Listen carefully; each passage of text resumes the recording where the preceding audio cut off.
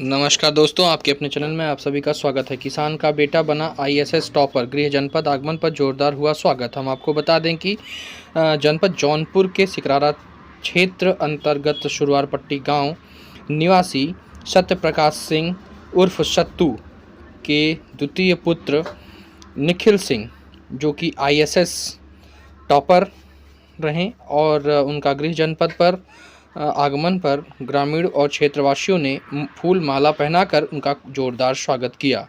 हम आपको बता दें कि निखिल यह तीसरे प्रयास में यह मुकाम हासिल किए और हम आपको बता दें कि इनकी जो प्राथमिक शिक्षा दीक्षा जो है प्राइमरी विद्यालय, उसके बाद जो है इन्होंने बढ़ौना स्थित आर्यन स्कूल से उन्होंने 8वीं की पढ़ाई की। उसके बाद वह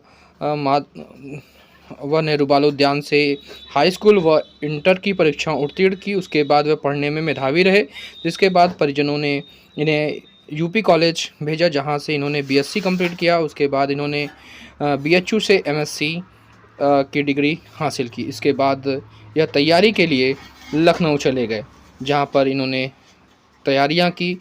उसके बाद यह तृतीय प्रयास में इन्होंने यह मुकाम हासिल किया और आज क्षेत्रवासियों में खुशी की लहर है और उनका क्षेत्र का बेटा गांव आया, जिसके बाद लोगों ने गर्मजोशी के साथ स्वागत किया।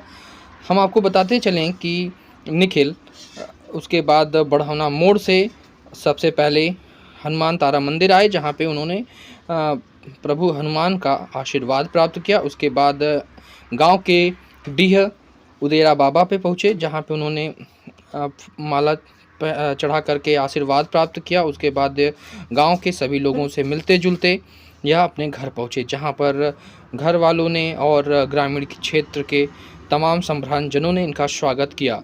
इस मौके पर उपस्थित रहे गोपाल सिंह उर्फ गोलू, विशाल सिंह, विकास कुमार, शानू सिंह आदि लोग उपस्थित रहे और साथ में लोगों ने यह कहा कि यह हमारे क्षेत्र के लिए काफ़ी गर्व की बात है, जो कि हमारे क्षेत्र का बेटा आज जो है ये इस मुकाम पर पहुंचा है और जिसके वजह से पूरे क्षेत्र में खुशी का माहौल है। और यह रिज़ल्ट 24 तारीख रात 8 बजे डिक्लेयर हुआ था और साथ में निखिल ने बताया कि इनका लगातार सपोर्ट इनके परिवार, इनके मित्रों ने और अन्य लोगों द्वारा किया गया। आइए देखते हैं पूरी रिपोर्ट इस वीडियो में। जैसा कि आप जान रहे हैं कि 24 तारीख को 8 बजे करीब आईएएस का रिजल्ट आया, जिसमें जनपद जौनपुर के सिकरारा क्षेत्र के सुरवारपट्टी गांव के निवासी निखिल सिंह ने टॉप किया। आइए हम उनसे बात करते हैं किस तरह से क्या समस्याएं रही, क्या दिक्कतें रही और किस तरह से इन्होंने टॉप किया और कौन इनका मोटिवेशन करता रहा। आइए बात करते हैं निखिल सिंह जी से। निखिल भैया, ये बताइए कि आप किस तरह से प्रिपरेशन करते रहे और क्या मोटिवेशन था, किस तरह से अपनी तैयारियाँ की। जो एस्पिरेंट हैं उनके लिए आप थोड़ा बता दीजिए। ये मेरा थर्ड अटैम्प्ट था। पिछले 2 अटैम्प्ट में मेरा नहीं हुआ था, तो ये था कि करना है, किसी तरीके से करना है, इसके लिए हार्ड वर्क किया जा रहा था। 7 से 8 घंटे पढ़ाई मस्ट थी इसके लिए, और जो हमसे पिछले अटैम्प्ट में गलतियाँ हुई थी हमने उसको सुधारने की कोशिश की। धीरे धीरे वो कुछ चीज़ें सही हुई, कुछ चीज़ें रह गई, तो हमारे जो टीचर थे उन्होंने हमको बताया कि ऐसा ऐसा करिए आप तो सही हो जाएगा। तो ये कहना चाहते हैं कि जैसे कि जो भी एस्पिरेंट आपको देख रहे हैं वो ये जानना चाहेंगे कि आपने करीब कई लाख बच्चों में प्रथम स्थान प्राप्त किया और 2 अटेम्प्ट जो है इससे पहले जो है मिस हो गया था, तो क्या गलतियां रहीं और क्या आपने सुधार किया उसमें? इससे पहले 2 अटेम्प्ट में हमारे जीएस और इंग्लिश थोड़ा वीक थे, तो हमने इंग्लिश के पेपर हमारे अच्छे नहीं हुए थे थोड़े, तो हमने इस पर वर्क किया। इंग्लिश पे एसे राइटिंग हमने काफ़ी काम किया, तो वहाँ से हमको धीरे धीरे अप्रोच मिलता गया। तो बाकी हम जैसे अच्छा जन सर हैं, हमने उनका वीडियो देखा तो वहाँ से हमको काफ़ी चीज़ें सीखने को मिली, तो वहाँ से हमने फिर धीरे धीरे एसे के लिए अपना प्रिपरेशन चालू किया। एसे और इंग्लिश तो मेरे वीक सब्जेक्ट, क्योंकि आज इतना बना हुआ है कि आईएएस काफ़ी टफ एग्ज़ाम है, जो कि देखने को भी मिलता है। लेकिन क्या अगर कोई नया एस्पिरेंट है, अगर तैयारी करना चाह रहा है, तो क्या स्ट्रेटजी अपनाए जिससे कि वो तैयारी करें? पहले तो आपको अगर तैयारी करनी है तो आपको हार्ड वर्क करना होगा। हार्ड वर्क का कोई रिप्लेसमेंट नहीं है। नहीं, हार्ड वर्क तो लोग करते हैं कि 8-8 घंटा 10-10 घंटा करते हैं, लेकिन कहीं कहीं ये देखने को मिलता है सिलेबस अंडरस्टैंड नहीं होता है और जिसकी वजह से लोग फेल हो जाते हैं? पहले तो आप जिस एग्ज़ाम की तैयारी कर रहे हैं उसका सिलेबस आपको अच्छे से याद होना चाहिए। सिलेबस के एक-एक पॉइंट याद होने चाहिए, उसमें से कुछ छूटा ना हो। यूपीएससी जो भी पूछती है अपने सिलेबस से ही पूछती है, उससे बाहर का कोई एक चीज़ नहीं पूछती। तो आपको अगर प्रिपरेशन शुरू करना है तो आप पहले तो एक दिन 8 घंटे आप पढ़ लिए, दूसरे दिन आप 4 घंटे पढ़ रहे हैं। तो आपको कंसिस्टेंसी बनाए रखनी है। कंसिस्टेंसी से मतलब मूल मंत्र है इस एग्ज़ाम में।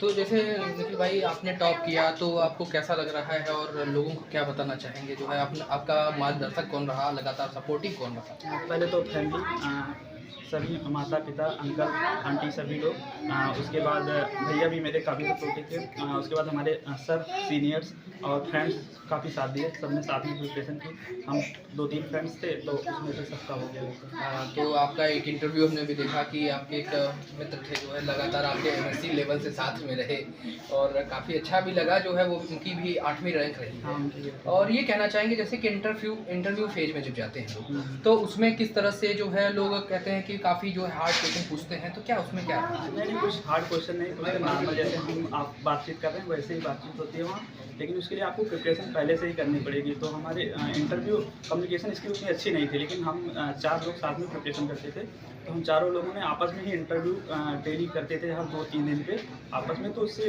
कम्युनिकेशन स्किल हमारी काफ़ी अच्छी हो गई थी। तो वहाँ जाने के बाद काफ़ी रिलैक्स महसूस हो रहा था और चेयरमैन सर भी काफ़ी कोऑपरेटिव थे। उन्होंने जो बातें पूछी बहुत नॉर्मल जौनपुर, आप जौनपुर का इतिहास बताइए, जौनपुर की किसने स्थापना की, यही सब बातें, जौनपुर की नदियों के बारे में बताइए, यही सब बातें कुछ ऐसा खास नहीं था। बाकी हमारे सब्जेक्ट रिलेटेड क्वेश्चन था तो सब्जेक्ट स्पेसिफिक हो गया। इसका मूल से आप किसको देना चाहेंगे? मूल से परिवार को सबसे पहले, जिन्होंने हम हर परिस्थिति में सपोर्ट किया। हमारे पिछले 2 अटैम्प्ट में नहीं हुआ तो इन्होंने हमको मोटिवेट ही किया कि आप करिए, आप कर ले जाएंगे, ऐसा कुछ नहीं है कि आप नहीं करेंगे। बाकी फिर हमारे सर उन्होंने काफ़ी सपोर्ट किया।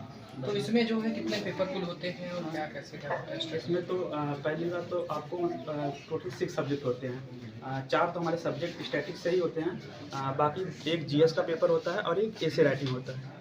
तो आप सब्जेक्ट स्पेसिफिक तो आपको सब्जेक्ट पढ़ना ही पड़ेगा। उसमें 2 ऑब्जेक्टिव पेपर होते हैं, वो आपके सिलेक्शन के लिए बहुत इंपॉर्टेंट होते हैं। आप जितना मार्क्स उसमें गेन कर सकें, 200 के होते हैं दोनों पेपर, 400 टोटल होते हैं। तो आप उसमें अगर 220-230 के ऊपर जा रहे हैं तो आपका सिलेक्शन होने के चांस काफ़ी अच्छे हैं। क्योंकि स्टैटिक्स है, क्योंकि इसमें मैथ भी काफ़ी ज़्यादा रहता है, तो किस तरह से मतलब जो है आंसर राइटिंग मतलब जो करना, क्योंकि और में मान लीजिए जीएस वगैरह तो पॉइंट वाइज चल जाता है, लेकिन ये एग्जाम मतलब इसमें जो है स्टैटिक्स में इकोनॉमिक्स वगैरह भी, इकोनॉमिक्स सब्जेक्ट वगैरह भी रहते हैं, तो क्या इसमें क्या है? पहले तो आप अपने प्रीवियस ईयर्स के पेपर देखिए और आईएएस के भी पेपर देखिए, सीएससी के पेपर, आईएफएस के पेपर, वहीं से सारे पेपर्स क्वेश्चन आते रहते हैं। और आप आंसर राइटिंग आपको मस्ट करनी है। आप आंसर राइटिंग जितना अच्छा करेंगे आपकी स्किल उतनी अच्छी होती चली जाएगी, तो धीरे धीरे आपकी इंप्रूवमेंट होता चला जाएगा। पिछले 2 अटैम्प्ट में हमसे गलतियाँ हुई थी।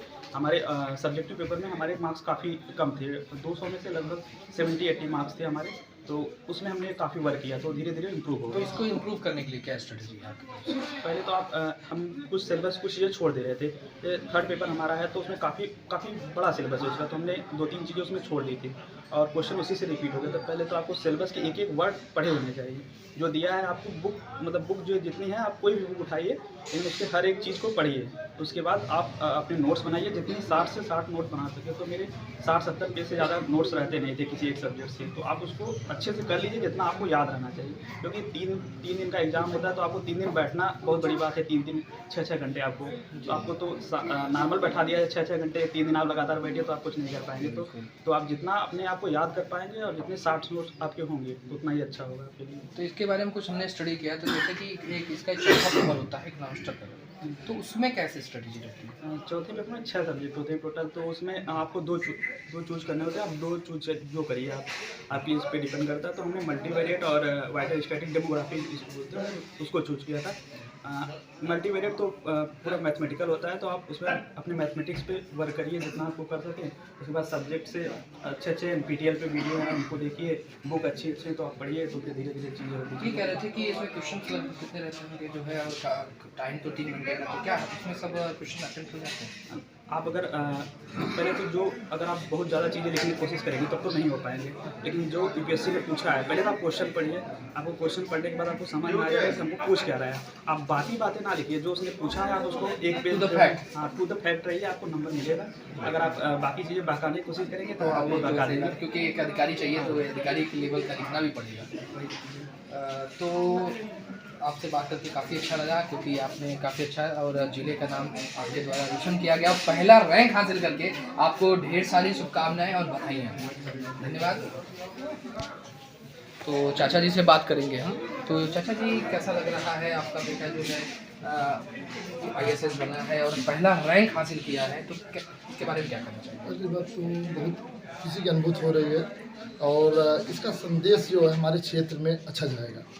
देखिए, आप लोग खड़े थे तो इंतजार कर रहे थे कि जब एक अच्छा निकलता है तो लोग उसका अनुकरण करने का प्रयास करते हैं। काफ़ी प्रेरणा लोगों को जी, मिलेगी। और ये लोग विद्यालय, ग्रामीण विद्यालयों से पढ़कर गए हैं, तो गांव में भी पढ़ाई होती है, गांव के भी बच्चे निकलते हैं, बशर्ते परिश्रम करना पड़ेगा, अनुशासित रहना पड़ेगा। किस तरह से आपने सपोर्ट किया निखिल को, और किस तरह से इनको मतलब दो तरह से बोलिए, एक आध्यात्मिक, दूसरा श्रम। जी श्रम भी करिए और अध्यात्म से प्रेरणा लीजिए, क्योंकि वो आपको सहने की क्षमता देता है, वो आपको बैठने की क्षमता देता है, बुराइयों से आपको बचाता है। ये जो अवस्था है, इसमें अपने एनर्जी को जितने आप फेस करोगे पढ़ाई में, उतने आगे जाओगे। लेकिन जितना अगर अध्यात्म से नहीं जुड़े हैं तो आप भग जाएंगे इस लाइन में। इसलिए पढ़ाई के साथ थोड़ा बहुत अध्यात्म जरूरी होता है। जी। धन्यवाद चाचा, आपसे बात करके काफ़ी अच्छा लगा, और आपको लगातार बधाइयाँ मिल रही हैं और लगातार लोग आ रहे हैं। कॉन्ग्रेचुलेसन हमारे तरफ से भी। धन्यवाद।